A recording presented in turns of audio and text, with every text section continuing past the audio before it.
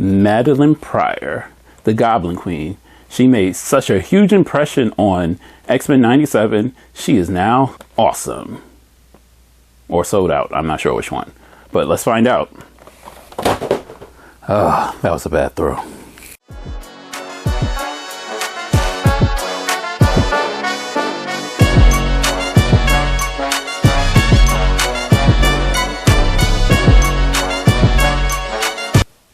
Madelyne Pryor. Oh boy. So I bought this before the episode of her of Jean Grey or Madelyne Pryor transforming into the Goblin Queen on the show. So I was lucky. It like literally once the show came out, sold out on Hasbro Pulse. So I was smart. I was like, oh, I have to get this. I had to get this now. Especially because my train of thought, and this is what I was thinking, was that they used the mold that they were supposed to do with the Robbie Reyes extra from the Engine of Failure from 2 years ago. I thought that this was that same body mode. It's not. They actually used a different mode, which makes me sad because I really wanted that Madelyne Pryor. This is a good sub, but not quite the same. So let's check out the box and see if it's better than your mom's. And the answer is no. I really do hate these clamshell boxes. The retro boxes, they're just lazy. We get a picture of Madelyne on the front, render of her on the back. That's it. Nothing much, nothing crazy. Really bad. I'm not a fan of it. So, yeah, box is trash. But let's see if the toy inside is any good. Let's see. What's in the box?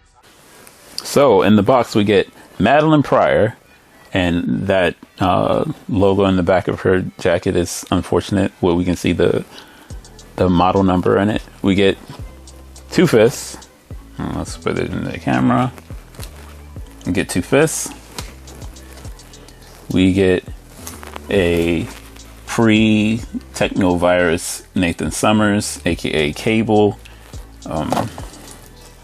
This is the third time that we got this toy, but I think they actually did some small modifications to the face. So when we first got this toy, we got it with Nightcrawler. Well, not Nightcrawler. We got the first one with Wolverine and the Hawkeye for Old Man Logan. And this had a green face and the haircut was a little bit different. So kudos. And then the second time we got it was with the Mystique that came with the box set of the X-Men. And then now we have this one. And this one, obviously, they did a lot of modifications to the actual face because even though the cheeks are the same, the hair is different, the ears are different, obviously the eyes are different. So they did enough work to make this, even though it's the same body, they made the head a little bit different. So I can live with it. I dig it. And let's see. We'll look at that later. And then we get some sparkle effects that we've gotten a billion and one times. This time it's in translucent green though, so okay. What Mills, I've shot you? No, because even though I hate the reuse of that body, the baby body, it makes sense for the toy now that we've seen the show. And they gave me two fists. I'm okay with that. You would have survived definitely when I got shot by Mills. So let's check out the design. And she falls. So there's two things that I noticed about this, and I was confused by this, and I'm not sure if it was a Hasbro call or a Marvel call, but if you look at the body of this, you'll see that there's a different tone. So I guess it was supposed to be stockings, but, and I'm going to put a photo up of Madelyne Pryor right here. In the show, she's showing her thighs. Her legs are actually showing through. Her costume, actually, this is not one for one. And I'm not sure if that's because Hasbro was like, hey, we know what? We're trying to sell this toy, have this toy in stores, and we can't have We can't have her thighs out and all that other business, I guess. But in the show, she's wearing, her thighs are out. So unless this is from concept art and they were told that she was going to be wearing stockings, I'm not sure. But I mean, at least they gave you, if you wanted to, you could mod it and paint her thighs flesh tone. Another thing that I don't like, and this is probably because, once again, this might be concept art, her skin tone is actually really pinkish instead of actually flesh colored. So she doesn't have the same color flesh as a normal person, and I'm pretty sure that's because of concept art, or they were trying to make her look more pale, and in the process of making her look pale, she ended up turning out pink. Okay. And then another thing that I don't like about this thing is there's no wash in the hair. It's so bland. It's just straight red hair. It just needs a wash to kind of make it look less flat. Other than that, the design is fine.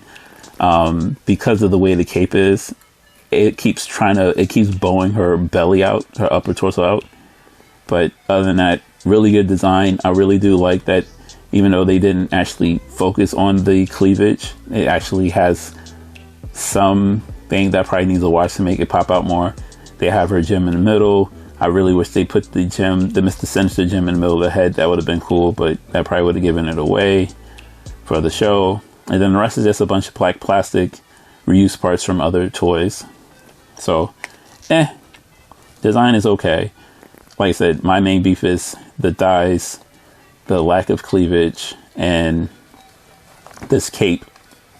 Yeah, I really wish Hasbro starts using soft goods, because this cape is literally pulling her back, and also already limited head sculpt because of this. Okay, let's just go get into if this thing can squat. 1 and 2 and 3 and 4 and... My beef with this, and as you probably can see, she's arching her back, and then not in a good way, and that's because the cape keeps pulling back on her torso, pulling back that way, when she should be standing straight up instead of whatever she's doing.